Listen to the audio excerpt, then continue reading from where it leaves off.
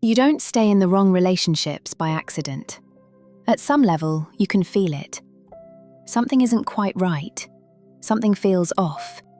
Something keeps repeating. But you stay. You tell yourself it's not that bad, that things might change, that you just need to try a bit more. And you keep investing. Time, energy, emotion.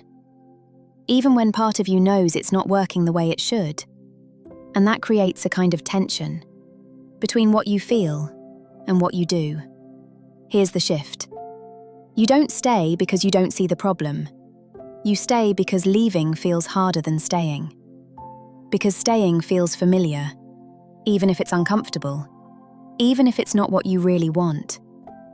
Your mind leans towards what it knows, patterns that feel predictable, dynamics that feel recognizable, because familiarity feels safer than the unknown, even when the familiar isn't good for you. There's also something deeper underneath it. Connection matters. Being close to someone, not being alone, feeling like you have something.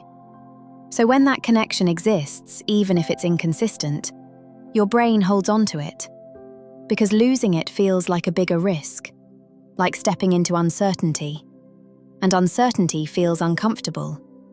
So you tolerate more, you adjust more, you compromise more, because it feels like the way to keep things stable. There's also the role of hope, the idea that things could go back to how they were, or become what you thought they would be.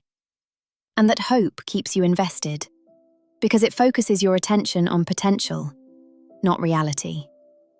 What it could be, not what it is. And that makes it harder to step away. There's also the way your mind explains things. You minimize what's not working. You justify behavior. You take on more responsibility than you should. Because if you can make sense of it, it feels easier to stay. But that comes at a cost. Because you slowly move away from your own needs, your own boundaries, your own sense of what feels right. So the shift isn't about suddenly cutting everything off. It's about seeing the pattern clearly. Not just what the relationship could be, but what it consistently is. And noticing where you're staying out of familiarity, not alignment. Because once you see that, something changes.